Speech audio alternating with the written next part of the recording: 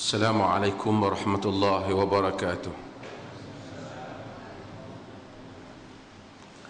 Alhamdulillah, nahmaduhu wa nasta'inuhu wa nastaghfiruh, wa na'udzu billahi min shururi anfusina wa min sayyiati a'malina. Man yahdihillahu fala mudilla lahu wa man yudlilhu fala hadiya lahu. أشهد أن لا إله إلا الله وحده لا شريك له وأشهد أن محمدا عبده ورسوله أما بعد. Hadirin dan hadirat yang dirahmati Allah Subhanahu wa taala. Kita masih lagi dalam kitab ad-da'awat bab karamatil awliya wa fadlihim. Berhubung dengan bab karamah para awliya dan kelebihan mereka. Wa an Anas radhiyallahu anhu anna rajulain min ashabin nabiy sallallahu alaihi wasallam kharaja min 'inda an-nabiy sallallahu alaihi wasallam fi lailatin mudlimatin wa ma'ahuma mithlu misbahain baina aydihima. فلما افترقا صار كل واحد منهما واحد حتى أتى أهله. رواه البخاري من طرقه وفي بعدها أن رجلين أسيد بن حضير وعباد بن بشر رضي الله عنهما. Daripada Anas radhiyallahu anhuma, yakni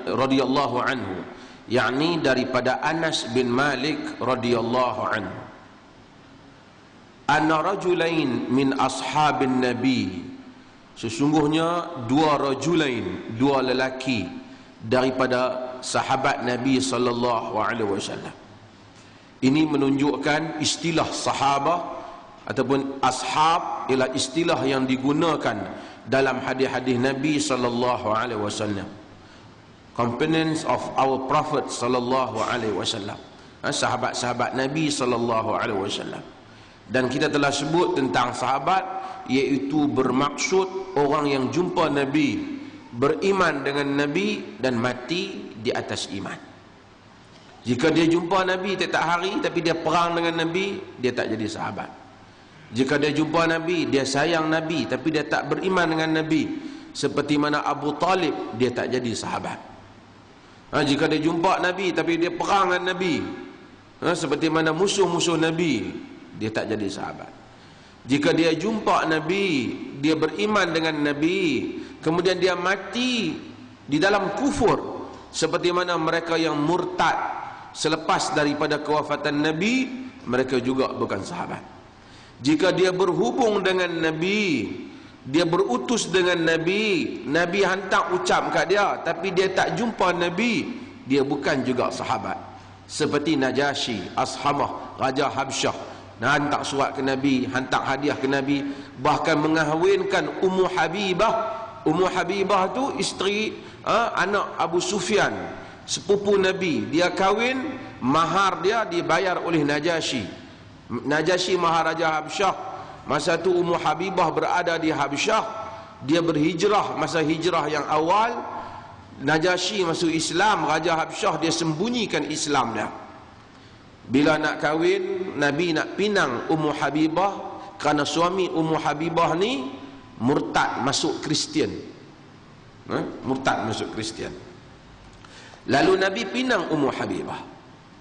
Mahar dia Najasyi bayar. Mahar dia banyak, mahar dia Najasyi bagi.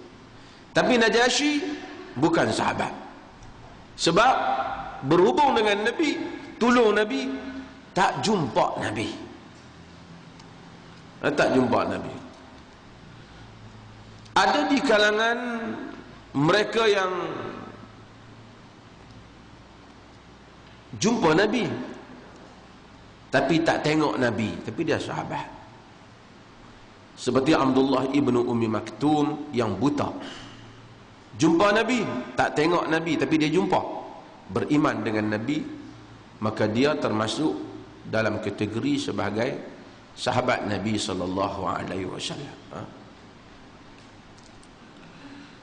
Kharaja min 'inda Nabi, dua orang di kalangan sahabat Nabi keluar daripada Nabi, yakni mai jumpa Nabi kemudian balik pada suatu malam yang gelap. Siapa dua orang sahabat ni? Dalam riwayat yang lain dia sebut nama. Lelaki ni nama Usaid bin Hudayr dan Abbad bin Bishr. Dua orang. Usaid bin Hudayr dan Abbad bin Bishr. Sekali kita akan cerita tentang dua orang ni. Kharaja min 'inda Nabi fi lailatil muzlimah. Dia keluar daripada tempat Nabi pada malam yang gelap. Wa ma'ahuma mislu misbahain. Wa ma'ahuma, pada mereka berdua itu macam dengan lampu. Baina aidihim, ada di hadapan mereka. Dalam sebagian riwayat dia kata macam dengan kayu hak depa bawa tu, ataupun macam duduk di depan depa tu macam cerah. Malam depa keluar daripada Nabi, depa berjalan tu cerah. Tak ada torchlight zaman tu. Tapi cerah. Hadis ni nak cerita tentang karamah. Karamah. Falamma iftaraqa, apabila mereka berpisah. Berpisah sebab kawan ni nak balik rumah dia, kawan ni nak balik rumah dia. Sara ma'a kulli wahidin minhuma wahidah. Maka setiap orang dapat satu cahaya. Hatta ata ahlahu, sehinggalah mereka ini datang kepada keluarga mereka. Hadis ni cerita tentang karamah yang Allah berikan kepada Usaid bin Hudayr dan Abbad bin Bishr. Siapa dia daripada dua orang ni yang dapat kelebihan ni? Usaid pada Abbad dulu.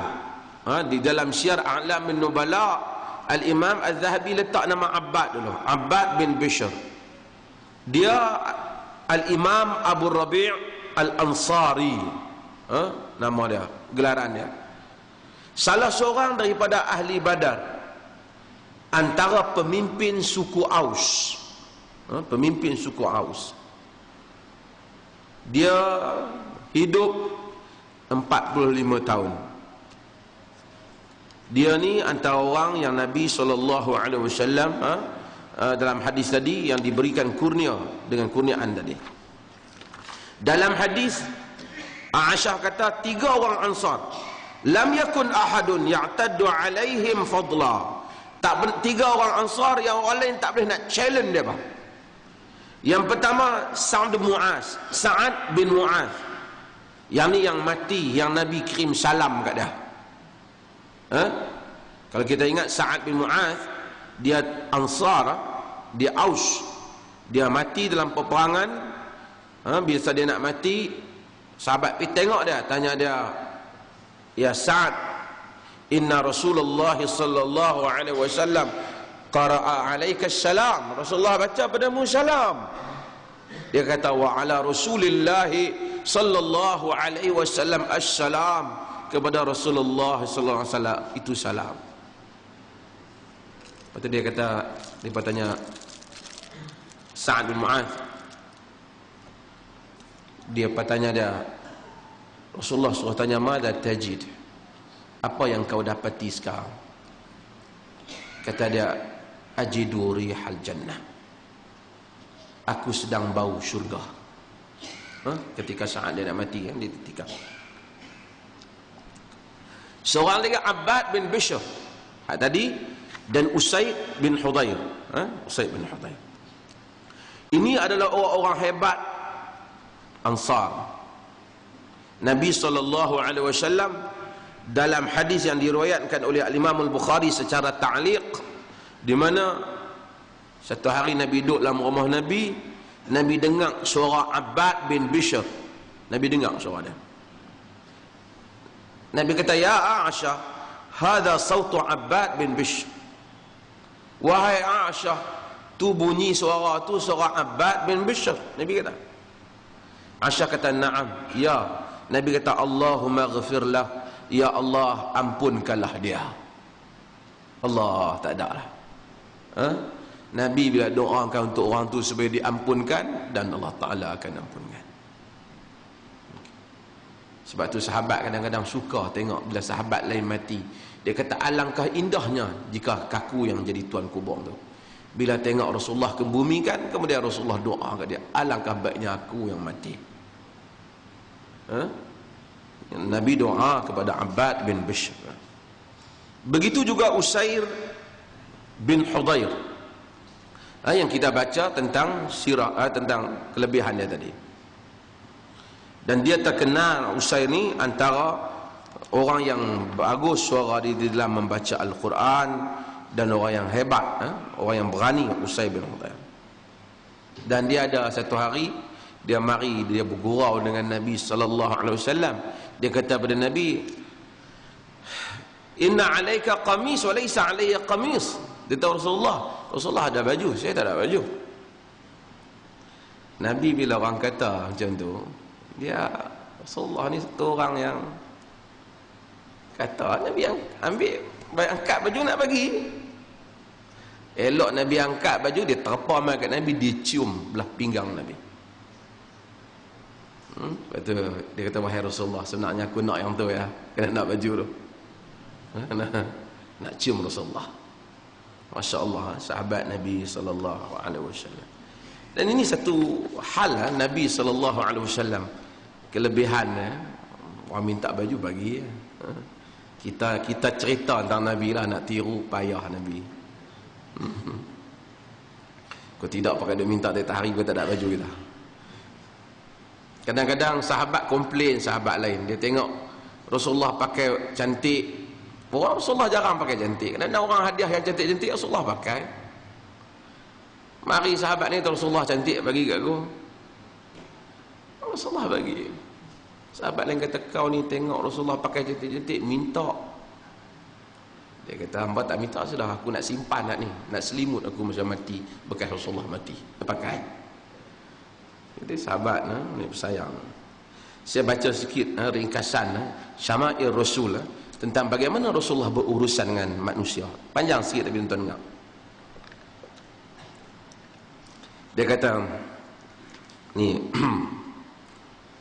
Syekh Abi Khalid Aiman bin Abdul Aziz ditulis, kana Rasulullah ahsanan nas wajhan wa ahsanan nasi khuluqa. Sesungguhnya adalah Rasulullah sallallahu alaihi wasallam itu orang yang paling lawa wajahnya dan paling baik perangainya.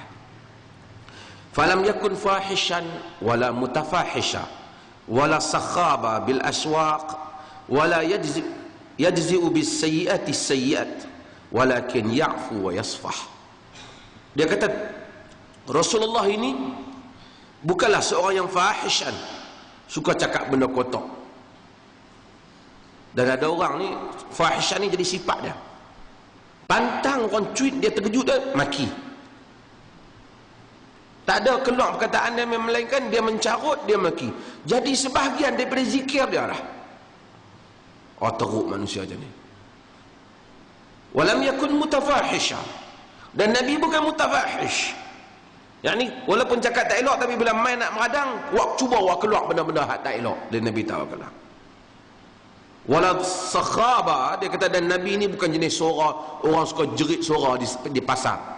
Dekat-dekat cakap jerkah orang, dia bukan. Wala yajzi'u bis sayyiati sayyi'ata walakin ya'fu wa yasfah.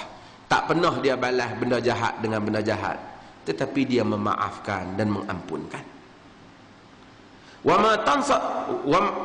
man tasara min mazlamatin zulima qad ma lam yakun yuntahak min maharimillahi syai'.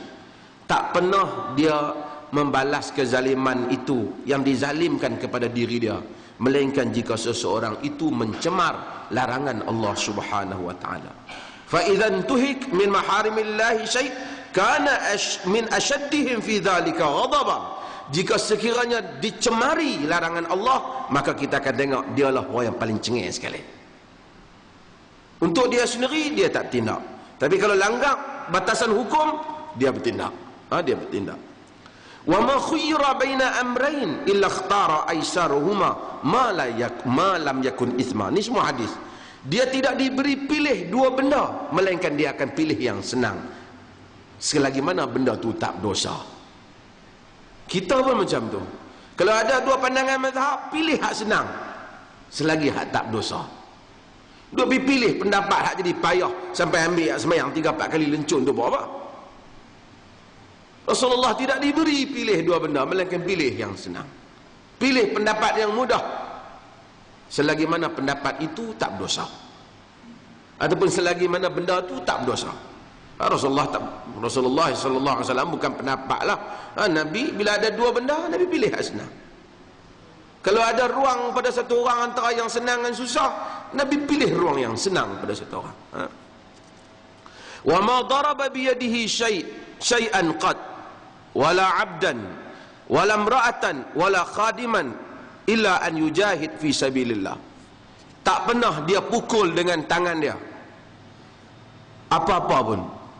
Tak pernah pukul hamba, tidak pernah pukul perempuan, tidak pernah pukul khadam, melainkan semasa jihad pada jalan Allah.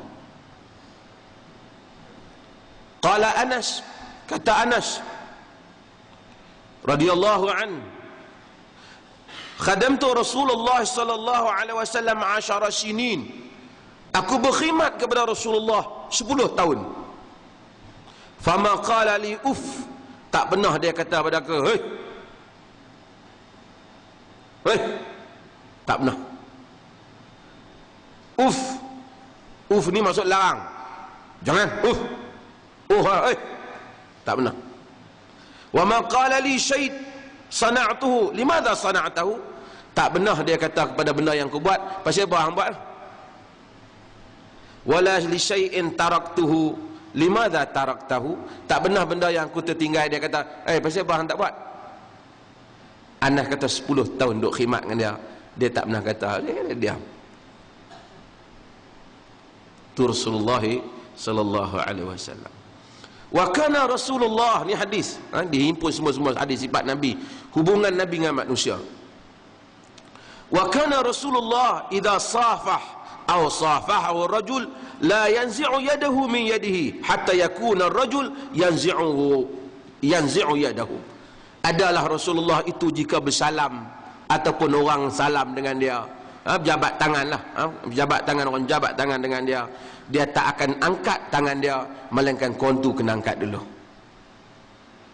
Yang ni dia tunggu sampai dia pegang, kawan tu tarik, baru dia tarik. Dia tarik dulu tak?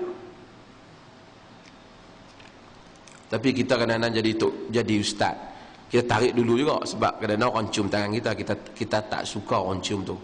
Bukan kerana salah, orang lain setengah suka orang cium, tapi saya rasa macam saya tak payah kan? Cium orang hak layak-layak je lah kan? Hak orang tak layak tak payah cium. Rasulullah tak apalah, Rasulullah dia salam, dia tak akan angkat tangan dia, melainkan orang angkat dulu. Wa kana yaqbalu biwajhihi wa hadithi 'ala al-mar hatta yadhunnu annahu ahabba an-nas ilayhi. Dan kalau dia cakap dengan satu orang Nabi, dia akan cakap menghadap pada kawan tu wajah dia dan perkataan dia, sehingga orang yang dia cakap tu sangka dialah yang paling Nabi sayang ataupun Nabi paling dekat. Macam kata Amr bin As, bila dia masuk Islam, dia tengok Nabi, sembang dengan Nabi, tanya Nabi, bila tengok Nabi bercakap dengan dia rasa macam Nabi paling sayang sekali kat dia. Sahabat macam tu, rasa Nabi paling sayang. Pasal Nabi bila bergaul, orang rasa dia paling dekat dengan Nabi. Tapi bila tanya Nabi, siapa orang paling kau sayang? Dia habaq, dia sayang kepada Abu Bakar. Dia tanya, dia habaq Tapi bila bergaul, orang semua rasa dia paling dekat dengan Nabi sallallahu alaihi wasallam. Wa qala al-Jarir bin Abdullah radhiyallahu anhu, ma ra'ani Rasulullah mundu aslamtu illa tabassum. Rasulullah tak pernah tengok aku selepas aku Islam, kata Jarir bin Abdullah, melainkan masa dia tengok aku, dia senyum. Setiap kali tengok aku, kau tengok dia senyum. Kata dia, waqala Abdullah bin Harith, kata Abdullah bin Harith, ma ra'aitu ahadan aktsara tabassuman min Rasulillah. Aku tak tengok satu orang yang paling banyak lagi senyum lebih daripada Rasulullah sallallahu alaihi wasallam. Ni kita baca tentang bagaimana dia layan, dia layan orang. Wa kana yuhaddithu hadithan law addahu al-'ad la ahsah. Wa kana kalamuhu faslan yafhamuhu kullu man sami'ah wa lam yakun yasridu sarda. Dia kata Nabi sallallahu alaihi wasallam kalau bercakap, orang nak kira berapa butir perkataan dia boleh kira. Pasal dia cakap sepatah-sepatah. Dan perkataan dia terang, dipahami oleh orang yang mendengar, dan dia bukan cakap secara kalut. Aisyah bila dengar sahabat duk bercakap, Aisyah kata, Nabi dah tak ada, Nabi Aisyah kata, kana Rasulullah sallallahu alaihi wasallam la yasridul kalam kasardikum hadha wa kana kalamuhu faslan bayinan yafhamu kullu man sami'ahu yahfazuhu kullu man sami'ahu. Aisyah kata Rasulullah ni dia bercakap bukan macam kalut jangan hampa. Cakap Nabi, kata Aisyah, jelas, sebutir-sebutir dan jelas, boleh hafal. Siapa nak hafal, siapa dengar boleh hafal. Hampa cakap kalut, kata Aisyah. Wa kana yu'idul kalimah salasan hatta tufham anhu. Baginda ulang, kadang-kadang dia ulang perkataan dia 3 kali. Hak dia agak pandai ni perlu orang tangkap elok, dia ulang 3 kali sehingga orang faham. Wa kana idza balagha an rajulin syai'an lam yaqul ma balul fulan yaqul walakin yaqul ma balu aqwami yaqulu kadza wa kadza. Dia kata apabila Nabi ni terima satu berita yang orang cakap benda tak bagus, Nabi nak ulas hak orang kata tu, dia tak akan kata pasal apa orang sekian-sekian sebut nama lah, pasal apa si fulan bin si fulan tu cakap macam tu. Dia kata Nabi tak kata. Dia akan kata ma balul aqwam yaqulu kadza wa kadza. Nabi akan kata pasal apa ada golongan tertentu ni duk cakap itu dan ini. Dia tak akan spesifikkan orang. Kalau dia ada dengar orang komen apa-apa, ulas benda-benda hak tak bagus, sama ada menyakitkan dia atau bercanggah dengan agama, dia akan kata mengapa ada golongan tertentu duk cakap. Dia tak sebut nama secara spesifik. Itu melainkan kalau orang tu cakap di depan dia. Tapi setakat orang bagi tahu kat dia, dia sallallahu alaihi wasallam, dia tak akan sebut secara spesifik. Wa kana yadhkurullaha ala kulli ahyani.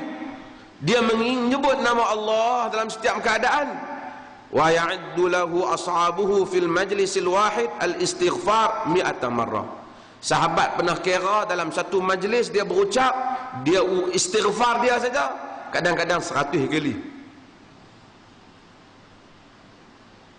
Duduk majlis ni sama dia bercakap ataupun dia duduk ramai-ramai dengan dia astagfirullah, astagfirullah. 100 kali sahabat dan kira. Yaqul rabbi ghafirli wa tub alayya innaka antat tawwabur rahim.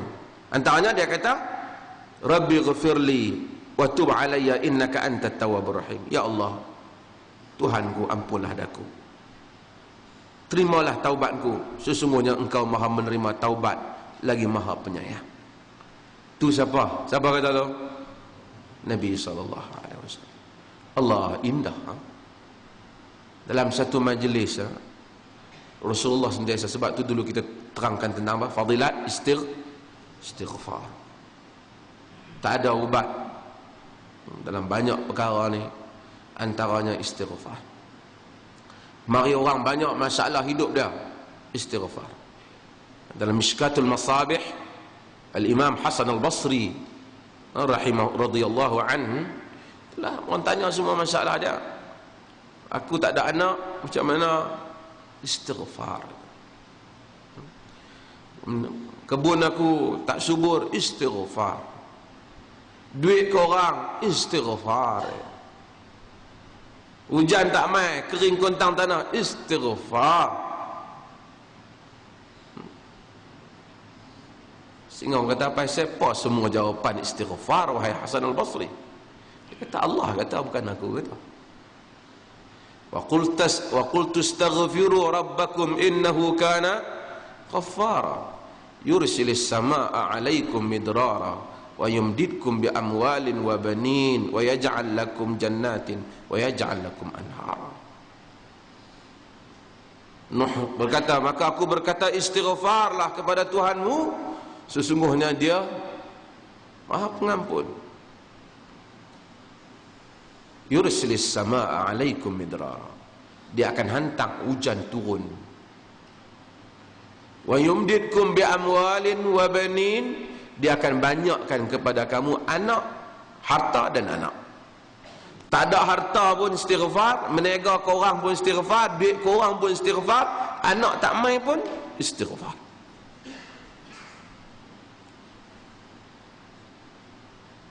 Dalam satu majlis 100 Nabi istighfar kalau sehari banyak. Dan Dia akan jadikan kamu sungai-sungai dan kebun-kebun. Allah. Kebun-kebun dan sungai-sungai. Maka orang banyak istighfar, banyaklah rezeki dah. Lah istighfar, Allah sayang. Bila Allah sayang, maka kita akan dapati bahawasanya kadang-kadang yang menghalang kebaikan datang kepada kita ialah Allah murka kita. Sebab itu kita buat benda baik. Dalam hadis lain yang itu baru ni saya jawab soalan. Nabi kata, dawu mardakum bis sadaqah. Ubati orang sakit kamu dengan sedekah. Sakit tak boleh nak sembuh, tak tahu dah ikhtiar, ataupun tahu ikhtiar pun tak apa, sedekah Nabi kata. Dulu orang dulu kalau ada masalah apa, dia sedekah pisang. Pisang ni kira biasa lah, tapi ada negeri yang pisang dia bagus, pisang dia mahal. Kita tak salah, kita mungkin sedekah dengan mahal sikit lah kan. Tapi yang pentingnya sedekah. Ada dapat kaum keluarga, mak kita, anak kita jatuh sakit, tak sembuh, sedekah. Pergi cari orang miskin, bagi kat dia. Allah sembuhkan dia mudah-mudahan insyaAllah. Dan banyak pengalaman orang sakit tak sembuh ni, sembuh dia dengan sedekah. Sedekah. Wa qala wallahi inni la astaghfirullah wa atubu ilaihi fil yawmi akthar min 70 marah. Dan baginda menyebut, sesungguhnya aku istighfar dalam satu hari lebih daripada 70 kali. Wa kana aktharu du'aihi rabbana atina fid dunya hasanah wa fil akhirati hasanah wa qina adzabannar. Dan doa Nabi yang paling banyak ialah Nabi doa rabbana atina fid dunya hasanah wa fil akhirati hasanah wa qina adzabannar. Ni doa baginda yang paling banyak, dan kita doa ni. Setengah orang bila orang doa benda tu, Allah doa tu biasa kan. Oh, dia mengingat biasa dia kata. Sedangkan maknanya besar. Minta kebaikan dunia dan akhirat. Saya kadang-kadang pergi setengah tu imam mayang. Tak apalah. Lama Nabi ni sebenarnya tak ada buat doa ramai-ramai pas mayang. Ada orang nak hujah dia buat keluar mai kata Nabi berdoa. Kita tahu kata Nabi berdoa pas mayang. Tapi Nabi tak pernah berdoa beramai-ramai pas mayang. Hak buat tu Nabi tak buat. Orang tu, yang ni ada contoh. Ada pernah sahabat doa orang lain kat tangan. Yalah, itulah peristiwa yang lain. Semayang ni, sehari Nabi semayang jemaah berapa kali? 5 kali. Kalau nak ambil campak daripada hari wahyu diturunkan tentang semayang, ambil daripada zaman Madinah saja 13 tahun. Sehari 5 kali, kali dengan 360, kali dengan 13 tahun. Agak-agak orang banyak. 10,000 kali.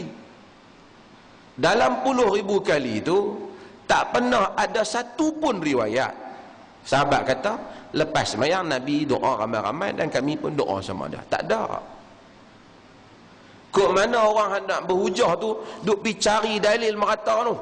Cari hak Nabi pi doa tang mana tu, Jibril Nabi doa dan Jibril kata Nabi kata amin doa Jibril. Ialah tu dalam peristiwa lain. Satu orang kata, ustaz, saya ni mak sakit tolong doa. Kita pun doa dan kawan-kawan kita berangkat amin, tak apalah, tak ada masalah. Tapi setiap kali lepas sembahyang tak ada. Tak ada hadis. Lebih pada tu tak apalah satu hal. Dia dah tahu orang jam, dia doa pula panjang. Orang nak masuk tak boleh. Terutama di apa? Surau-surau di ni, tempat-tempat persinggahan perjalanan. Dah tahu dah benda ni apa? Sempit. Masa tu lah nak buat doa, nak tak kata kat dia lah, nak kata bi. Masa tu lah kadang-kadang dia nak tunjuk kata dia jago doa di kampung dia. Carilah doa panjang. Orang nu bah nak berjalan, kereta nak berjalan. Bahkan ketika macam tu solat pun mau ringkas kan.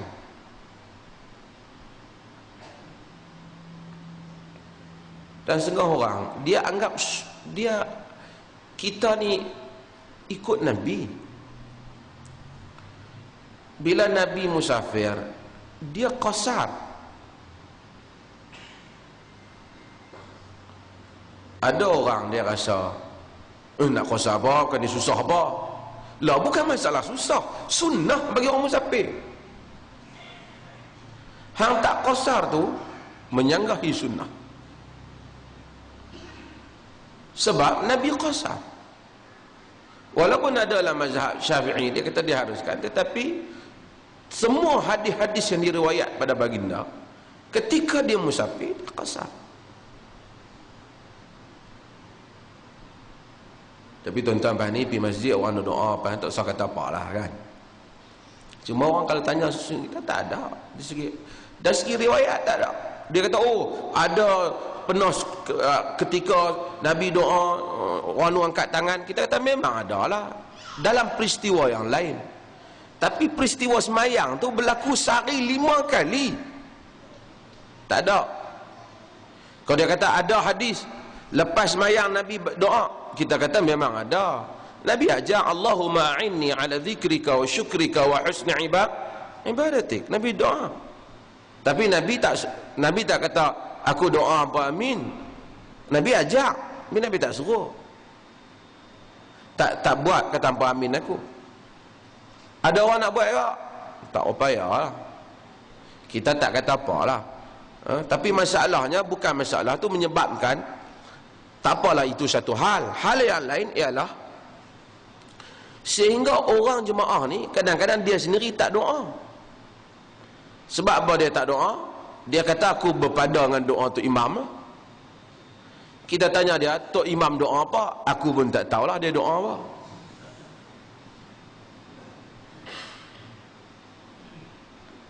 Tu tak apa lagi, setengah tu imam, kita tanya dia, tu imam doa apa? Saya pun tak tahu, saya pun hafal. Doa ni minta. Bila kita minta, kita kena tahu apa kita minta. Dan saya nak buat contoh, takkan kita saya ni ada hajat ni. Hajat ni apa dia? Kita pergi cakap.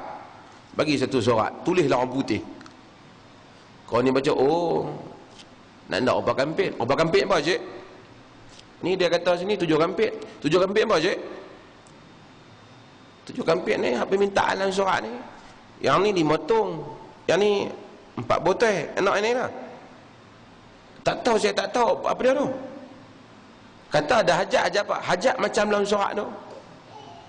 Surat ni kata 7 kampit. Saya tak tahu 7 kampit apa. Hang tak ada hajat nah. Jadi hang tak ada permintaan. Kalau hang ada permintaan mai daripada jiwa hang minta. Ud'u Allah wa antum muqinun bil ijabah. Doa kepada Allah dalam keadaan kamu yakin Allah Ta'ala terima doa tu. Saya bukanlah kata ni baguslah hafal tu.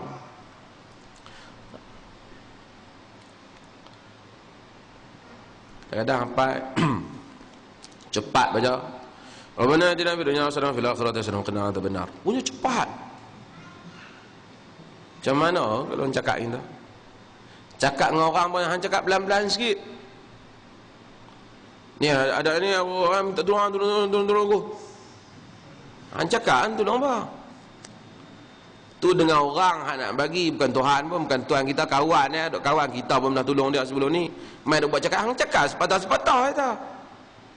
Duk buat kalut dengan aku siapa? Kat orang pun orang marah Allah Ta'ala bila cakap. Tambah kalau buat keluar dah laut sak, kacau. Tak apa lah, kadang-kadang orang wirid kan. Tak Wallahualam. Dia wirid umur orang.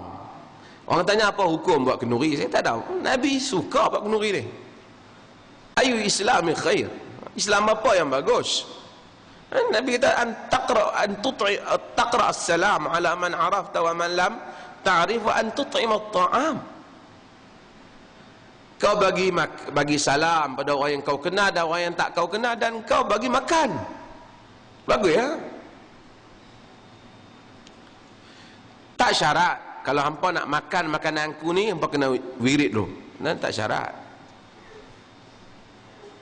Tengah kawan duk wirid elok, kita buat keluar nasi. Dia bubuh cepat lah. Laju lah. Tak ada nak doa. Ingat rezeki sampai dah.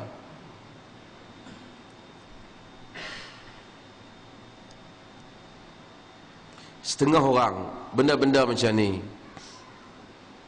orang kata alah benda tu kecil. Mungkin anda lihat kecil, tapi dia ada kesan impact yang besar.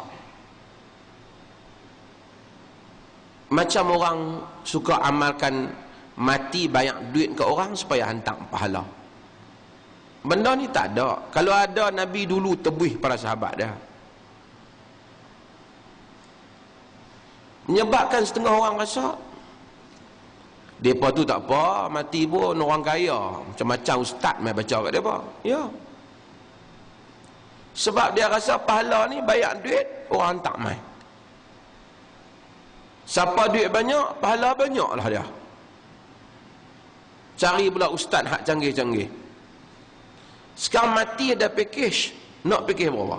Package 600, 1000, package 2000. Dan setengah tempat, sorry to say, ada siap dah. Nak pahala hak mana? Package 2000, 4000. Kita pi dia tak buat dah. Dia kata dah simpan siap dah. Dia dah buat dah sebulan lepas. Siapa nak dia kena jual. Ada. Dia buat akad pula. Ni sebanyak duit ni saya sedekahkanlah semua pahala 7,000 zikir yang kami buat baru ni kepada Fulan bin Fulan. Itu yang saya cerita. Di Jepun macam tu. Sampai agama Shinto dengan agama Buddha, orang tak pilih nak mati. Mati mana kos rendah. Tuan-tuan, Nabi kata iqra'ul Quran wa sallallahu azza wa jalla qabla an ya'tiya zaman unasun yaqra'una al-Quran wa yas'aluna an-nas. Qaumun yaqra'una al-Quran wa yas'aluna an-nas. Bacalah Quran dan mintalah daripada Allah sebelum sampai satu zaman di mana orang baca Quran minta habuan kat manusia.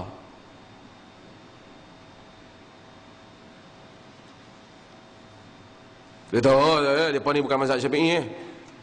Habaq mai bila Imam Syafi'i minta mai. Pandai, semua orang buat bubuh tiket tu orang. Imam Syafi'i jauh sekali untuk dia buat benda macam tu. Wa ya muqallibal qulub tsabbit qalbi ala dinik. Doa Nabi. Wahai yang membolak-balikkan jantung, bolak-balikkanlah jantung aku di atas agamamu. Tetapkanlah jantungku di atas agamamu. Ni doa Nabi. Wa kana yakhtimu majlisahu biqaul subhanakallah wa bihamdika asyhadu an la ilaha illa anta astaghfiruka wa atubu ilaik. Dan Rasulullah tu dia bila dia tamatkan majlis dia akan kata apa? Subhanakallah bihamdika asyhadu an la ilaha illa anta astaghfiruka wa atubu ilaik. Dan banyak doa Nabi, doa apa? Ya muqallibal qulub tsabbit qalbi ala din. Tuan-tuan, kita pun doa macam tu juga. Rabbana la tuzigh qulubana ba'da iz hadaitana wa hab lana min ladunka rahmah. Ya Allah, jangan gelincirkan jantung-jantung kami setelah kau bagi petunjuk kepada kami. Allah, kita bukan tahu apa nak berlaku. Tiba-tiba berlaku satu keadaan, kita terpatah balik ke jalan yang salah. Minta Allah jangan. Wa kana alaihi salam hayyan wa kana asyaddul haya min adra fi khidriha wa kana idza kariha syai'an urifa fi wajhi. Dia kata adalah Rasulullah itu seorang yang pemalu dan sangat pemalu, lebih daripada anak dara yang duduk di belakang tabir. Maksudnya dia tak buat keluar benda-benda, ada benda-benda yang tak elok dia rasa malu. Dan apabila dia tak suka satu benda, orang tahu pada wajah dia. Dia berubah wajah Nabi itu, sahabat tahu dia. Sama ada merah ke muka dia, tak suka tu nampak, taghayyur wajah, tahu. Wa kana alaihi salam ajwadun nas, fama su'ila syai'an qat faqala la. Nabi adalah orang yang paling pemurah, tak pernah orang minta satu benda kat dia yang dia kata la. Tak pernah. Wa kana yu'ti 'ata man la yakhsha al-faqr, dan dia akan bagi dengan pemberian orang yang tak takut fakir. Dan Rasulullah pernah menyatakan, "Lau anna li mithla Uhudin dhahaban ma sarrani an ta'tiya alayya thalatha layal wa 'indi minhu syai' illa syai'an arsuduhu lid-dain." Nabi sallallahu alaihi wasallam kata bahawasanya kalau aku ada besar bukit Uhud emas, tuan-tuan pernah tengok bukit Uhud? Besar tanpa bimurah. Aku tak suka, Nabi kata, mai 3 hari mai tu tak ada lagi kat aku. Melainkan kalau nak tinggal pun tinggal sikit, hak aku nak bayar hutang, Nabi kata. Tuan-tuan, kalau satu orang buat agama, kalau satu orang ni reka agama untuk kepentingan dia, dia mesti reka satu agama yang menyebabkan dia boleh jadi kaya. Tuan-tuan, mesti. Tak nanti orang reka agama, baru nak jadi tok guru, tok syekh, ustaz sikit dah, duk ikhtiar macam mana nak boleh bisnes dengan Islam. Dah orang terkenal sikit, nama ada sikit, cubalah buat apa-apa bagi cop dia ada.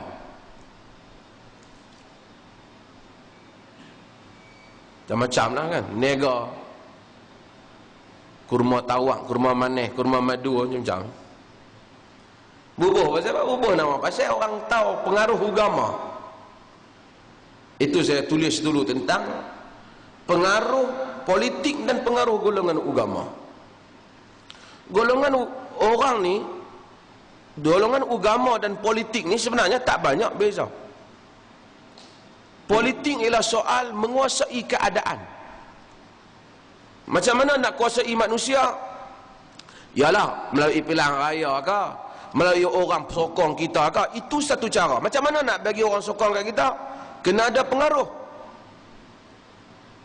Kalau orang tak sokong kita, kita tak ada pengaruh, kita tak akan ada kuasa politik, kuasa pengaruh. Macam Muammar Gaddafi, dia dah buat perak 3-4 hari ni.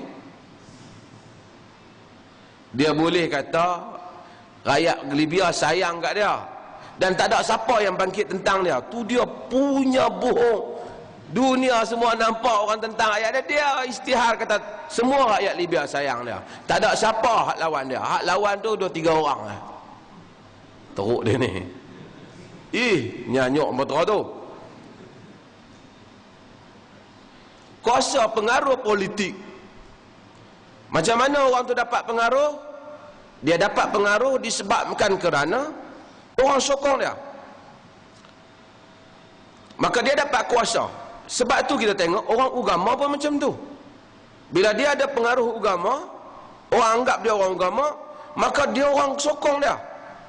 Sebab tu tuan-tuan tengok, Untuk mendapat sokongan, manusia akan ikhtiar supaya dia boleh dapat sokongan. Sama ada dia gunakan duit dia, ataupun dia gunakan kebijaksanaan pidato dia, orang politik, ataupun cara dia menguasai orang, cara dia bercakap, kelunakan dia, skill of leadership yang dia ada, kepimpinan yang dia ada. Orang agama macam tu juga. Dan biasanya mereka akan gunakan nama Tuhan. Sebab itu agama apa pun, Kristian, Yahudi, Buddha, Islam, kalau sila hari bulan, mereka ni akan guna nama ni untuk kaut sokongan. Untuk orang sokong, kita tak kuat. Orang kena sokong Tuhan. Tapi kita jadikan Tuhan tu ada kaitan dengan kita. Sebab tu Firaun, dia kata dia apa? Dia jelmaan Tuhan. Banyak pemimpin-pemimpin politik zaman dulu kata mereka jelmaan Tuhan. Bukan mereka tak tahu kata dia bukan jelmaan Tuhan, dia pun tahu dia cukup hantunya. Tapi dia terpaksa kempen benda ni. Kerana dengan menyebut nama Tuhan, manusia akan sokong dia. Sebab itu gereja, church, dan juga pemerintah zaman kegelapan Eropah, sebelum berlakunya gerakan revolusi Perancis ataupun gerakan sekularisme, liberalisme yang berlaku di barat, gereja bergabung dengan politik. Orang politik perlukan padri supaya dapat sokongan. Padri perlukan orang politik supaya dapat kuasa. Tuan-tuan jangan main. Ada pengaruh nak kuasa. Ada kuasa perlukan pengaruh. Sebab itu bukan sikit soal orang agama dan soal politik ni. Tuan-tuan akan tengok tu imam walaupun dia dah tua baca Bismillahirrahmanirrahim tak boleh pergi dah. Namun nak suruh turun tak turun. Rela mati. Habis anak setakat tu imam baru-baru main sedap mana pun dia ada habaq kata baca tajwid tak betul situ. Supaya tempat dia hamba jangan ambil. Lagi aku hidup aku tu imam lah. Bukan kerana dia larat sangat, bukan kerana dia seronok sangat, tetapi kerana pada jawatan itu ada kuasa, ada pengaruh. Sebab tu orang politik bila main pesaing politik dia, walaupun bijak, dia bunuh pesaing tu. Walaupun dia tahu dia ni boleh memberi manfaat kepada negara, tapi dia akan bunuh pesaing tu. Sebab apa? Sebab akan menggugat kewibawaan dia. Sebab itu dalam hikayat Melayu tak arti apa, Sultan membunuh Hang Nadim sebab dia pergi cadang todak langgar Singapura. Tak tahu cerita ni betul ke tak, cerita api lah kan. Betul ke tak Hang Nadim ada benda.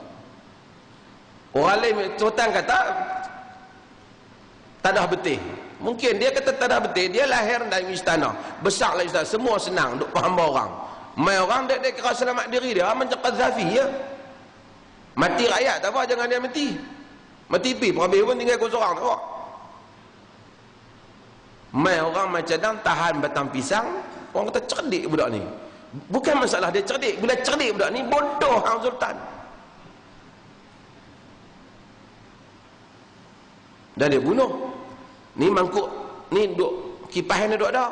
Dia tak tunggu kalau simpan cerdik budak ni mati kita. Dia bunuh.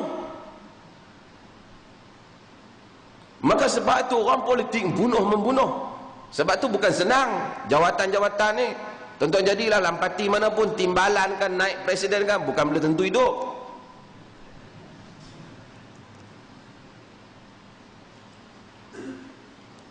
Jaranglah berlaku. Begitu juga dalam bidang agama. Bila datang orang yang lebih ataupun orang yang ada ilmu, kalau orang agama tu gila kuasa, dia naik kedudukan itu dengan bersandarkan orang politik. Tiba-tiba mai satu orang ataupun mai mana-mana kelompok yang bercakap agama dari segi dalil hujah yang dia tak boleh pergi dah. Bukan dia tak suka dalil, tapi dia takut kalau duk biar puak-puak ni naik, kita mau lepas ke tepi. Maka dia bunuh puak-puak ni. Maka berlaku Kadang-kadang orang sebut school of thought, perbezaan aliran mazhab. Sebenarnya kadang-kadang bukan kerana perbezaan aliran mazhab, persaingan soal kuasa dan soal pengaruh.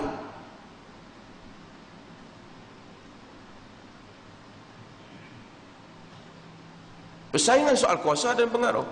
Mana nak cari orang macam Umar bin Khattab, Abu Bakar Siddiq, yang cuba cari hak terbaik. Kalau boleh lebih baik daripada aku.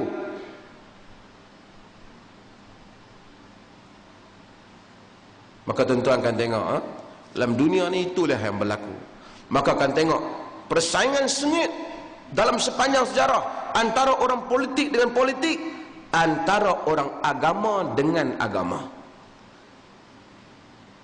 Sebab itu diperangi, dimusuhi Syekh Al-Hadi ni Pulau Pinang,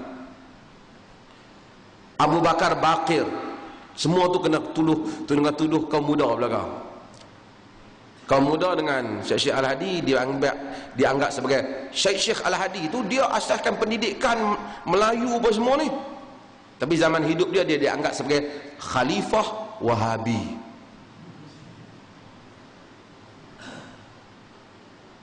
Hari ini orang kenang dia mati. Rumah dia pun dia tak jaga, dah dipijual kat orang buat tempat apa. Patutnya itu menjadi bahan simpanan sejarah di Pulau Pinang. Dia berjasa. Orang yang ada kemampuan sastra, kemampuan menulis, pemikiran. Tak tahu. Kalau ditanya orang zaman tu pun dia tak tahu Wahabi apa. Dan orang yang kena tuduh pun tak tahu. Tetapi kalau ditanya apa itu Wahabi, tak tahu. Tapi kita kata Wahabi ya senang. Kau tidak kacau kita punya duduk boleh gaji duk masuk belang-belang, kontrak orang duk sambung habis. Pasal pokok ni duk main bagi pandangan nak bagus-bagus. Dia takut depa ni berpengaruh, lalu pemerintah berkenan. Kerana pemerintah nak pengaruh, nak idea untuk mengukuhkan kuasa. Lalu golongan agama bunuh sama-sama mereka, golongan politik bunuh sama-sama mereka. Itu adalah realiti kepada dunia kuasa dan dunia pengaruh. Sebab itu tuan-tuan tengok Imam Ahmad, Syafi'i, mereka dihukum, disebat, diheret, dipenjara pada zaman mereka. Bukan ada pasal pun, bukan ada berlawan sangat pun, tapi soal pengaruh dan kuasa.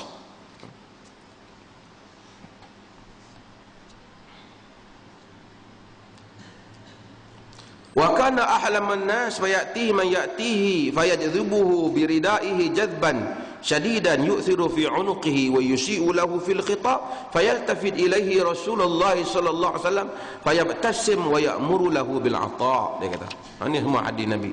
Dia kata Nabi ni orang dia lunak.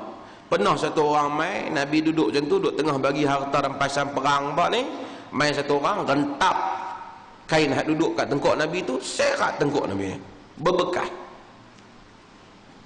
Dia kata, Rasulullah bagi kat aku, yang bagi kat dia bawah. Dia kata, kemudian cakap tak, Nabi kata, hang tak adil. Dia kata, boleh kata Nabi. Fatabassam wa ya'muru lahu bi'ata'. Dia kata, maka Nabi pun senyum. Nabi kata, bagi. Dia kata, wa kana asja'un nas hatta innal Bara' bin Malik radhiyallahu an wa huwa man huwa fi syaja'ah yaqul kunna wallahi idza ahmar ba's nattaqi bi Rasulillah sallallahu alaihi wasallam. Dia kata Nabi orang yang paling berani, walaupun dia lunak macam, tapi orang paling berani. Kata Al-Bara' bin Azib, Al-Bara' bin Azib ni terlalu berani ya. Terkenal yang berani. Sayyidina Umar, Al-Bara' bin Malik dia terkenal dengan berani. Sayyidina Umar tak bagi lantik dia. Dan Umar kata pasal dia berani sangat, orang lain takut nanya. Dia langgap, dia termasuk ni apa nama Usaid tadi, Usaid bin Hudayr ni. Depa ni kalau pi perang, depa langgap pi ke orang belakang tak ada nak ikut. So Umar kata 2-3 orang ni jangan bagi jawatan. Bukan pasal tak bagus, berani lebih kawan tak lahan ikut tu. Punya berani dia macam tu pun. Kata Al-Bara' bin Malik, kami bila perang agak keadaan mengejut sikit, kami duduk dengan Nabi pasal dia akan pergi dekat. Artinya dia kata Nabi berani kepada aku. Hamba kata aku berani, Nabi berani. Ha? Dia kata Nabi SAW menunaikan hajat sahabat-sahabat dia. Kadang-kadang dia pergi tunaikan hutang Bilal. Wa yuzawwiju a'zabahum, dan dia mengkahwinkan lelaki-lelaki yang bujang di kalangan sahabat. Bila bujang dia kahwin. Ni kita ni banyak bujang ni. Kalau ada siapa ada anak perempuan bagi kahwin. Kahwin budak-budak muda hak ramai mengaji ni ambil jadi menantu kita senang. Kalau baru pergi cari menantu mana ada suruh nak main mengaji duk lihat, senang nak suruh main mengaji. Rahmat Tuhan juga main mengaji. Kalau orang tak mau main mengaji, jenuh perah tak main. Macam orang tak mau semayang kan. Orang semayang dia kata sulung kotor. Ada. Tak apa saya balik dulu. Mai kita mayang sekali. Kita balik dulu sulung kotor. Hang kencing tak basuh kan kalau kotor. Heran sungguh. Ada mana sabar sulung kotor. Sulung kotor kenapa takkan kencing tak basuh? Kata tak, kencing basuh habis kotor. Terasa kotor. Apa maksud sulung kotor? Sama orang kata, tak boleh, tak bawa telekung. Siapa nak bawa telekung? Dah pakai tudung elok dah semayang. Bukan syarat semayang pakai telekung. Orang Asia Tenggara pakai telekung. Tak apalah, bukan kita kata salah. Kalau kita pergi Mekah, kita tengok hak mana pakai telekung, orang mana? Malaysia lagi, Indonesia lagi, Brunei, Thailand sikit-sikit, kemudian Singapura lah. Kita tahu lah kalau pakai tak tahu Indonesia. Bukan saya kata salah, tapi sampai nak semayang tak ada telekung, tak semayang, tak semayang ni telekung tak bawa. Telekung orang tak boleh pakai. Oh, tak payah telekung lah, dah pakai tudung elok tu semayang.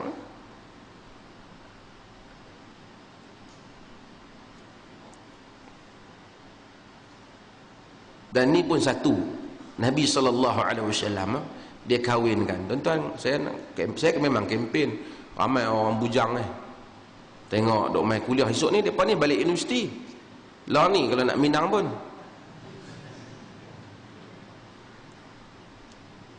Ini saya sebut dalam Facebook saya, ini budaya yang baik. Nabi SAW, zaman Nabi SAW. Ini praktik para sahabat. Umar bin Khattab, dia bila Hafsah janda, dia pergi tawar dekat Osman, tawar dekat Abu Bakar. Yang kita cerita dalam hadis itu. Tawar ke Osman, Osman diam. Osman kata, aku dah 3 hari ni ingat tak mau nikah juga. Pergi tawar ke Abu Bakar, Abu Bakar diam. Omar kata aku Osman aku tak apa kat dia, dia bagi tahu dia tak mau. Tapi Abu Bakar ni dia boleh buat sengak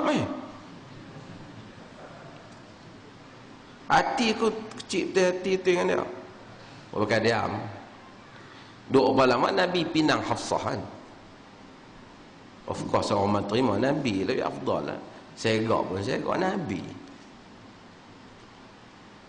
Abu Bakar kata Omar, aku tahu hang kecil hati dengan kau kan. Dia kata memang, tanya hang buat tak tahu. Dia kata sebenarnya aku kan buat tak tahu. Aku dengar Nabi kata, kana yadhkuruha khairan. Nabi sebut Hafsah ni dengan sebutan yang baik. Aku rasa macam dia berkenan. Tapi aku tak mau unsyir sirah Rasulullah untuk menyebohkan rahsia Rasulullah. Jadi aku nak tunggu tengok. Kalau Rasulullah pinang, Rasulullah. Kalau Rasulullah tak pinang, aku pinang.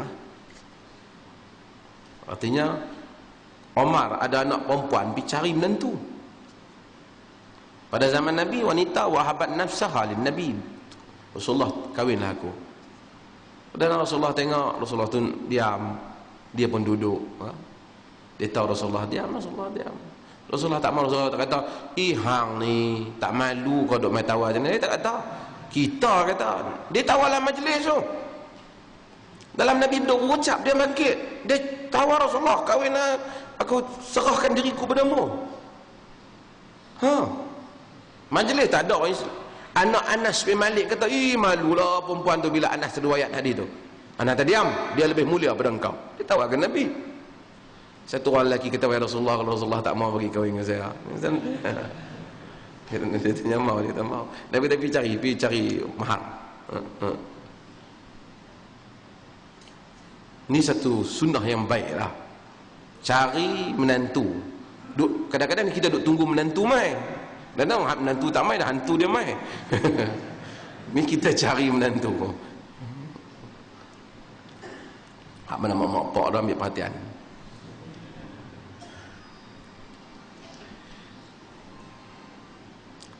Wa ta'tihi al-mar'ah tashtaki zawjaha fayastami' ilaiha. Dia kata bila datang perempuan mengadu tentang suami dia, Nabi dengar pada aduan tu. Dan kita dengar, bukan saja Nabi dengar, Allah Ta'ala pun dengar. Hari itu kita ada cerita tentang Khawlah, yang mari mengadu pada Umar, yang mari pada Umar bin Khattab, masa Umar jalan. Kata, ya Umar, isma', wahai Umar, dengar. Dulu ni kau ni orang panggil Umair, ya, Umar kecil, duduk jalan kot jalan, bawa kayu, kacau budak-budak. Besar sikit orang panggil Umar. Lepas lah orang panggil Amirul Mukminin. Takutlah Allah pada ayat tu. Perempuan kata ada tu. Orang hak ikut Umar kata, sudah wahai perempuan, kau telah lebih daripada Amirul Mukminin. Umar kata, diam, kau diam. Biar dia cakap. Demi Allah, kalau dia nak cakap berapa lama pun kau dengar. Bahkan kalau dia nak sambung lagi, sampai waktu solat, aku akan pergi solat, sekali aku patah balik mai dengar anda. Han tahu dia siapa? Inilah Khawlah yang telah mengadu kepada Rasulullah. Antu qad sami Allah qaulal lati tujadiluka fi zawjiha, dalam surah apa? Al-Mujadalah. Allah dengar perkataan wanita yang mengadu padamu tentang suaminya. Tuhan dengar mengadu dia. Aku tak mau dengar. Kalau dia kata dia nak ceramah lagi kat aku pergi tunggu waktu sembahyang, aku pergi, aku patah balik mai dengar apa hari dia nak ceramah kat aku. Nabi perempuan mai, Nabi dengar. Wa ya'tihi ar-rajul yashtaki ba'irah allati istas'aba alaihi fayaqumu ma'ahu ila ba'iri. Ada pun orang Rasulullah ni unta dia degil betul. Rasulullah bangkit pergi tengok unta dia. Dia kata, bahkan Nabi dalam hadis, Nabi kata unta pernah mengadu kepada Nabi SAW. Nabi tengok unta menangis. Nabi kata, ittaqullah fi hadhil ba'aim. Takutlah kamu kepada Allah mengenai unta-unta ni, binatang-binatang ni. Semana tuan dia? Nabi kata, aina sahibu hadzal ba'ir? Mana tuan unta ni? Dia mengadu pada aku, kau pukul dia dan kau bagi beban pada dia apa yang terlalu berlebihan. Orang mengadu kat Nabi, perempuan mengadu kat Nabi, binatang pun mengadu kepada Nabi. Semuanya Nabi kendalikan.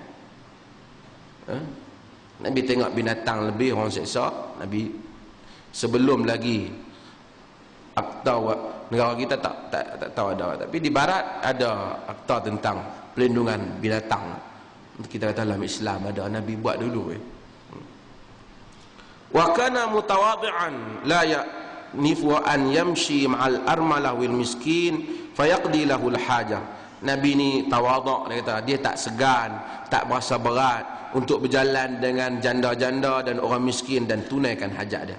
Satu hari seorang wanita mai kepada Nabi, kata dia ada masalah hajat, minta Nabi tolong dia. Nabi kata, ya ummu fulan unzuri ay sakat syi'ti hatta aqdi laki hajataki. Nabi kata, wahai ibu perempuan ini, wahai ibu sekian ni ibu ummu fulan, kita abu ibu mak fulan, mak orang ni, tunjuk lorong mana yang kau perlu aku ikut kau untuk menunaikan hajat kau. Wa kana yud'a ila khubuz as-sa'ir wa ihalat as-shanikha al-mutaghayyir ra'ihah min tul al-mukt fayajib. Nabi pernah dijemput makan roti kerah cicah dengan lemak binatang yang lama dah simpan, bau sikit, dan Nabi duduk dia makan. Dan dia kata, la uhdiya ilayya qura' laqabil wa la du'itu alaihi la ajat. Kalau orang orang hadiah pada aku, Nabi orang tak sedekah, orang hadiah pada aku betih kerin binatang pun aku terima. Nabi kata, kalau dia jemput aku makan, aku pi. Wa kana lahu dar' 'inda yahudi fama wajada ma yakfiha hatta mat. Dia ada gadai baju besi dia pada Yahudi dan dia tak boleh bayar untuk gadai itu sehinggalah dia meninggal. Tuan-tuan, kalau Nabi buat agama untuk dia, dia tak duduk macam ni. Tapi oleh kerana agama ni bukan agama dia. Ini sebesar-besar hujah yang menunjukkan bahawasanya Muhammad bukan buat agama ni dia. Kalau orang buat agama ni dia tahu dia reka benda ni, dia tak akan biar. Dia tentu ambil kesempatan. Sementara pengikut dia semua nak apa saja dia minta bagi. Tapi apabila dia yang mengamalkan agama itu lebih daripada orang lain, tanda bahawasanya dia adalah hamba Allah, hamba Tuhan yang diperintahkan. Tuan-tuan tengok, orang kalau dia buat tak nanti, kadang-kadang bukan cerdik pun, mengaji tak pun, macam ayah pin. Baru apa je, siapa ikut dia boleh buat jak besar, apa? Cerik besar tu masuk dalam tu kan. Pergi tengok Formula 1, dia buat payung tu satu kat tempat dah. Saya ingat payung Formula 1 kot besar macam tu kan. Habis apa? Budak-budak perempuan universiti ada ikut semua kat jadi bini dia habis. Orang kalau ada kepentingan, tapi bila orang nak tahu ikhlas tak ikhlas, kepentingan dia di belakang sekali. Kepentingan orang dulu, dia berikhlas untuk agama dia. Wa kana sallallahu alaihi wasallam yulatiful atfal wa yula'ibuhum. Dia lunak dengan budak-budak dan bermain dengan mereka. Nabi main dengan budak. Kata Anas, ma ra'aitu ahadan arham bil iyal min Rasulillah. Aku tak pernah tengok satu orang yang paling rahmat kepada keluarga dia lebih dari Rasulullah. Ni orang sunnah pun kena macam tu lah. Walaupun keluarga ni biasalah, adalah tergeser sana sini, tapi bab maki ni bukan orang sunnah. Kalau pi maki, bangang, bengong, pekak, mencarut kat bini ke apa, bukan orang sunnah. Dia duk kira sunnah tak kunut dia atas dia. Maki sampai tak cukup tanah. Semua orang ni ada perasaan marah dia. Tapi macam mana marah pun dia tak akan buat keluar perkataan yang huduh. Tegas mungkin orang tegas, tapi bila buat keluar perkataan huduh, tak tahu, kadang-kadang perkataan kita tak tahu makna. Ni dah rakam saya sebut biar. Satu perkataan, tak mahu sebut, pelak. Apa makna pun tak tahu kan. Duk cari matan dalam Arab pun tak jumpa. Tapi ramai orang kata.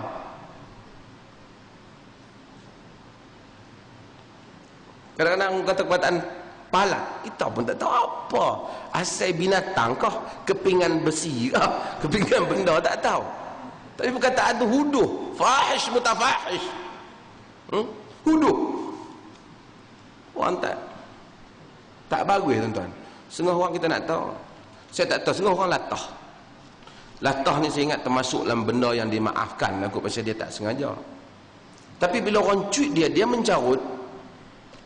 Saya tak tahulah, kalau saya silap minta maaf. Saya rasa mungkin dia hari-hari pun mencarut kot. Saya ingat latah ni dalam dunia ni dua kaum ni kot dia latah. Satu Melayu, satu Eskimo kot. Latah ni saya ingat tak ada. Ni tak tahu kot Dr. Azlin dia kaji kot ada haiwan yang latah ke apa. Tapi latah ni saya ingat tak ada. Bangsa lain tak ada latah ni saya ingat. Latah ni mungkin Melayu lah. Melayu moden pun tak latah.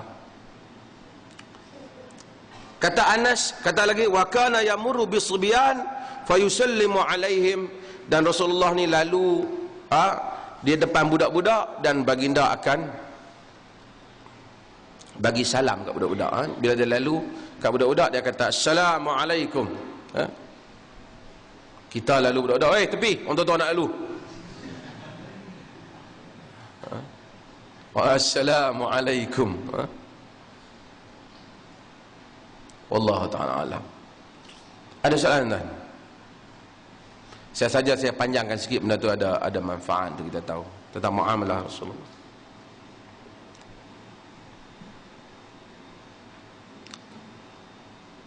Ya.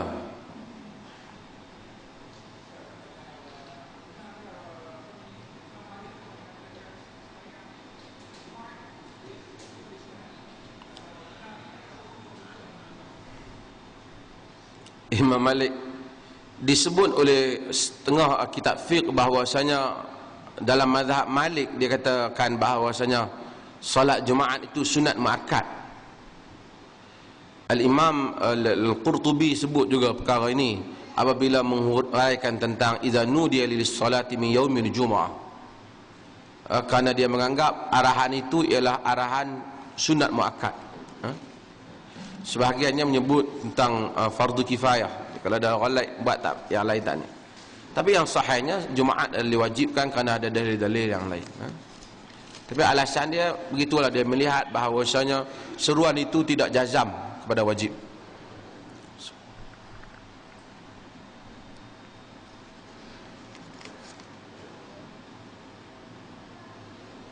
Bolehkah kita menggunakan kekerasan dalam mencegah kemungkaran setelah usaha nasihat tidak berjaya, seperti memukul pondan dan pelacur yang mencari pelanggan secara terang-terangan setelah berulang kali ditegur dan tiada penguatkuasa oleh pihak berkuasa?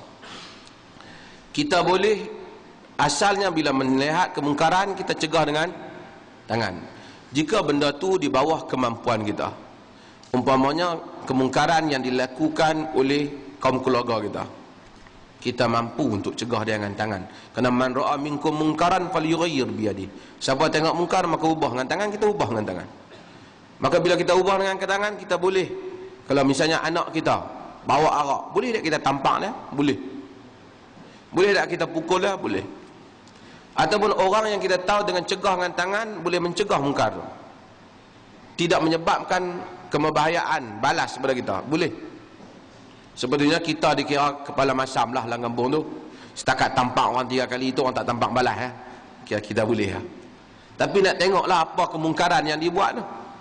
Padanlah dengan hak kita nak tampak dia tu dengan keadaan dia, misalnya terang-terang dia ni pondan dah tahu benda ni haram, duk cari orang nak pergi buat maksiat. Dah orang nasihat tak makan, nasihat tak makan, kita rasa tampak ni insaf kot, kita tampak.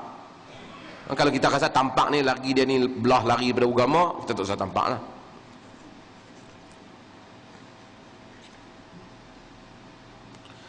Adakah had-had mencegah kemungkaran yang boleh dilakukan oleh orang awam? Boleh, dengan syarat tidak menyebabkan berlakunya mungkar yang lebih besar. Kalau kita cegah mungkar dia tu, dia menyebabkan dia buat satu mungkar yang lebih besar, kita nasihat dia, dia ambil parang pergi bunuh orang, tak boleh. Sebab itu Ibn Taymiyah apabila tengok Tatar mabuk minum arak, anak murid dia kata jom kita cegah Tatar, dia kata biar. Sebab mereka ni kalau tak mabuk bunuh orang, maka mabuk lebih elok lah mereka.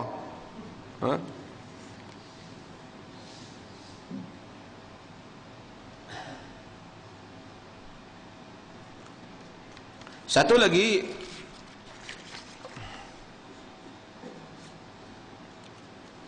dalam masyarakat kita apabila seorang ingin menegur kesalahan orang lain pasti dipandang serong, diherdik, dikatakan menjaga tepikan orang, malah kesalahan si penegur pula dicari. Apakah pandangan Dr. Asri mengenai perkara ini dan apakah cara yang sesuai untuk menegur?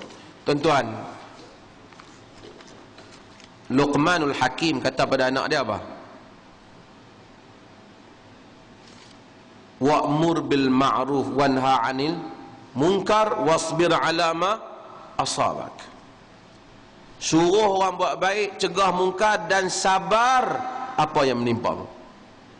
Tak ada lah orang pergi cerah. Kalau kita cegah orang buat mungkar, orang semua senyum kita, memang semua orang buat kerja ni. Tapi memanglah dalam dakwah ni pastikan ada orang kata, padan dah orang kata tu, mudah-mudahan boleh pahala kita. Dan padanlah kita pun bukan baik sangat hakikatnya. Setakat kadang-kadang orang habaq kata ni ustaz, orang kata ustaz, kata tapi kita pun tahu kan kita akan baik sangat. Tapi mudah-mudahan dengan orang tu kata kat kita, bolehlah sikit kot pahala dia mai kita. Kalau kita kata dia memang tak ada pahala, kot boleh dia tanggung dosa kita separuh. Tiba-tiba nak amal ma'ruf nahi mungkar, orang tak bantah, tak ada lah. Sebab tu kerja ni Allah Ta'ala bagi pahala besar. Sebab tu Nabi kata man ra'a minkum munkaran falyughayyir biyadi fa illam yastati'. Nabi kata fa illam yastati'. Siapa tengok mungkar ubah dengan tangan. Jika tak mampu, artinya ada risiko. Kod kita ni kalau cegah dia, tiba-tiba dia buat penampak kita tak mampu. Ataupun kalau cakap dengan dia ni, kita kata tak usah buat muka, dia maki lagi teruk, berganjah, babitkan semua, mencarut, memalukan kita, tuduh fitnah kita. Kita rasa ni terlalu bahaya dia ni, kita benci, jangan duduk sekali dengan dia.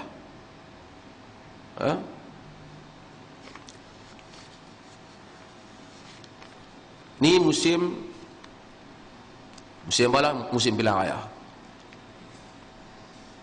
Tuan-tuanlah, saya sebut ni sekarang jadi pilihan. Saya tak siapa nak pergi pilihan raya pergi, tapi kita kena ingat, tuan-tuan kena jaga pilihan raya ni. Pergilah nak kempen, parti mana kempen, tapi semua benda ni ada dosa pahala.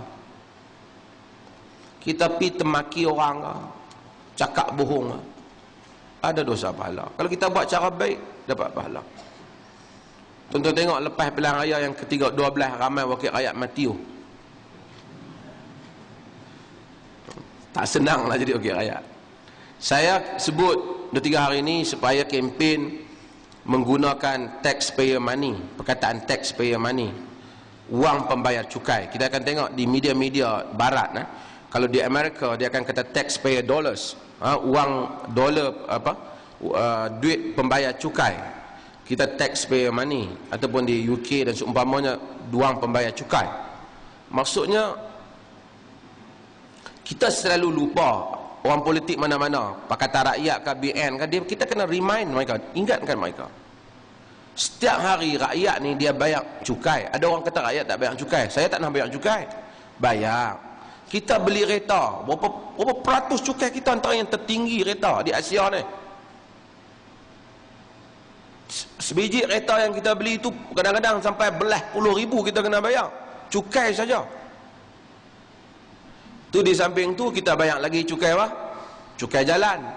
Kemudian kita bayar lagi saman ekor, yang kita pun tak tahu betul ke kita naik. Saya telah bayar tengok-tengok kereta tu dah jual dah, tapi dah bayar dah, tak bayar kan. Bayar lagi saman ekor, lagi lewat dia kata lagi tinggi. Dekat pilihan raya sama ekor kena bayar, sebab duit tu nak digunakan untuk orang yang nak raya pula kan. Sebab maka kita beli apa pun sebenarnya ada cukai. Tuan-tuan pergi makan seketul ayam ataupun sebiji burger di McDonald ataupun KFC, kena bayar cukai. Makan kedai mamak pun ada cukai. Ada, kita kena bayar tax. Beli barang apa pun, artinya hari-hari kita bayar cukai. Jadi duit yang ada pada kerajaan, walaupun dia kata dia ada JLC ke apa, semua tu asalnya daripada duit rakyat yang bayar cukai. Walaupun kata kerajaan melabur, hang melabur bukan duit hang, bukan duit poket kau, bukan duit keluarga kau, duit rakyat. Tiba-tiba dia main habang kat kita, tak kira lah Pakatan Rakyat ke Barisan Nasional, dia main habang kat kita, kata kerajaan bermurah hati ingin memberi bantuan. Macam duit dia.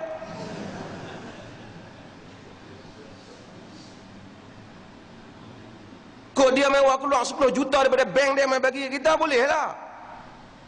Makcik tu kata terima kasih lah, kerajaan bagi duit dia kat kita. Dia ingat YMB tu, ataupun dia ingat YB tu punya duit bagi kat dia. Duit kita, bukan duit dia. Istilah wang kerajaan, walaupun betul wang kerajaan tu maksud wang rakyat, tapi istilah ni telah mengelirukan. Perkataan ni mengelirukan orang awam. Maka perkataan yang digunakan dalam media barat itu betul, taxpayer money, ataupun kita sebut ini public fund, ini duit orang ramai. Wang rakyat. Kerajaan telah membelanjakan 12 juta wang pembayar cukai untuk diberikan kepada penduduk Kerbau. Itu betul. Wang pembayar cukai bukan wang dia.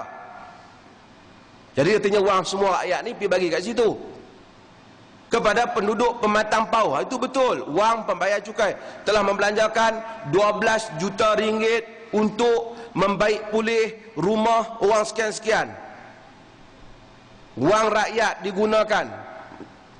Tuan-tuan kalau tengok dalam media, walaupun kita tak suka kat barat, tapi kalau di UK, hatta cucu Queen Elizabeth, bila dia tak mau duduk asrama, dia nak pergi duduk di satu rumah istana lama yang membabitkan kos pembaikian. Bila nak duduk, masuk paper muka 2 dan rakyat kutuk dia kerana itu membabitkan belanja, padahal berapa puluh ribu ya.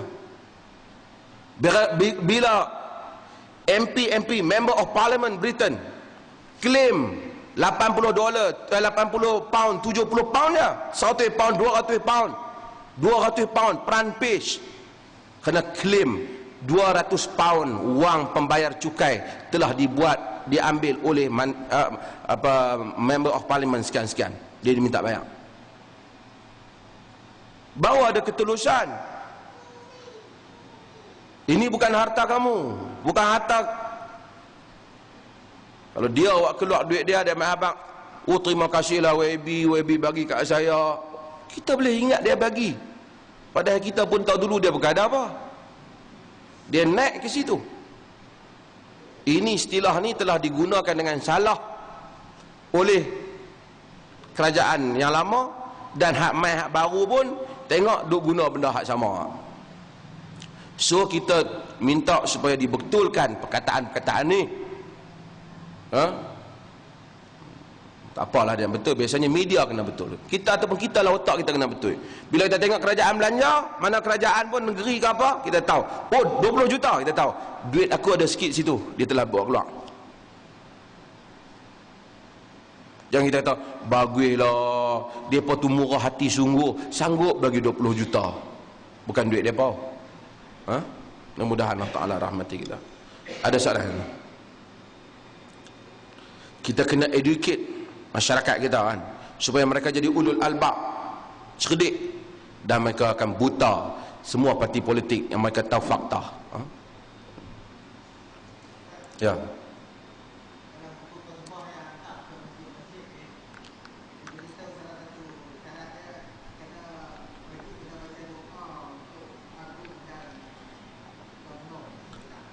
Wajib kena baca doa untuk ni tu imam di Kedah. Tanya dia apa yang wajib baca doa untuk agung tu dengan tu imam tu, dia mazhab apa? Mazhab Syafi'i juga kot. Wajib apa? Kalau nak abang kata pihak kerajaan meminta supaya dibaca doa, abang macam mana boleh mewajibkan? Rukun khutbah bukan termasuklah rukun khutbah. Abang arahan untuk membaca doa oleh pihak kerajaan, bukan urahan agama.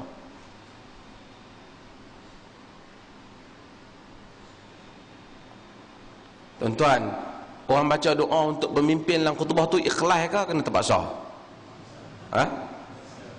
Tapi saya tengok tuan-tuan amin kuat pun. Saya bukan kata tak boleh baca, tapi kadang-kadang orang paksa baca.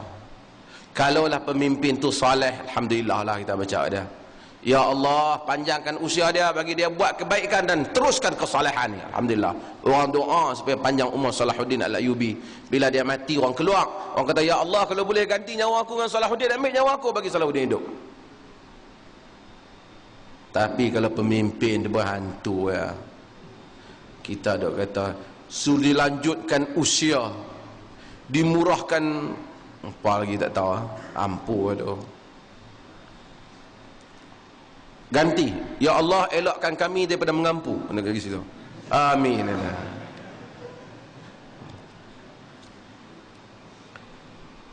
Ada soalan? Ya, last.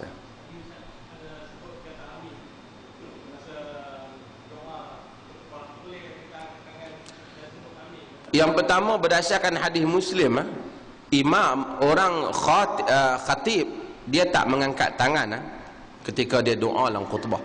Khatib tak angkat tangan. Sahabat tengok, walaupun ada qaul dalam mazhab Malik dia kata angkat, tapi sebenarnya dalam hadis Muslim sahabat kata qabbahallahu tilkal yadai makana turfa'a fi ahdi Rasulillah. Semoga Allah memburukkan dua tangan tu, dia tak diangkat pada zaman Rasulullah. Maksudnya khatib, tapi saya tengok khatib semua Di Malaysia ni dia tak angkat. Melainkan khatib hak baru-baru jemputan ni, khatib jemputan ni kadang-kadang pidato pandai, fiqh tak apa reti. Jadi dia angkat. Sebenarnya tak angkat. Khatib tu imam lama-lama dulu, kita tengok depa bukan angkat. Sebab depa ikut mazhab Syafi'i, dan mazhab Syafi'i mempunyai dalil yang betul masalah itu. Dalil yang kukuh bahawa tak angkat. Maka imam tak angkat, khatib tak angkat. Makmum macam khatib juga, dia tak angkat. Walaupun tak ada dalil yang kata sahabat tak pernah tegur, tapi katanya kalau khatib sendiri tak angkat, kita tak angkat. Habis buat apa? Amin lah. Amin. Mana boleh doa tak angkat tangan? Ada doa tak angkat tangan. Ihdinas siratal mustaqim. Ada doa engkau? Ihdinas siratal mustaqim. Tak boleh. Tak ada. Ada tempat tak angkat tangan. Ada tempat tak angkat tangan, tak angkat tangan. Doa nak masuk tandas, tak angkat tangan. Kan? A'udzubika minal khubuthi wal khaba'ith, tak angkat tangan. Pipi depan pintu tandas dia angkat tangan. Dalam buku panduan doa apa? Ingat depan Kaabah. Itu tak angkat tangan. Doa naik kereta tak angkat tangan. Kenderaan, bacaan wirid subhanallazi sakhkhara lana hadza wa ma kunna lahu muqrinin, tak angkat tangan. Bismillah tawakkaltu 'ala Allah wa la haula wa la quwwata illa billah, tak angkat tangan. Ada tempat Nabi angkat tangan? Angkat. Istisqa Nabi angkat tangan. Doa kadang-kadang Nabi doa khas tertentu, Nabi angkat tangan. Angkat tangan. Kita ada hajat berapa lepas solat nak doa. Doa ni penting, khusus kita doa tentang urusan kita. Angkat tangan. Ada tak khutbah yang Nabi angkat tangan? Ada. Nabi khutbah semayang minta hujan. Kata Anas, Nabi angkat tangan. Wa ja'ala zahra kaffaihi ila syama'. Nabi jadikan belakang tangan ini ke langit. Jadi Nabi pusing. Minta Nabi pusing masa doa tu, minta jauh daripada dipusing keadaan. Nabi pusing. Kata Anas, nampak sehingga nampak putih ketiak Nabi ni, Nabi angkat. Atau angkat tangan. Ikut berdasarkan keadaan. Wassallallahu ala nabiyina Muhammad walhamdulillahi rabbil alamin.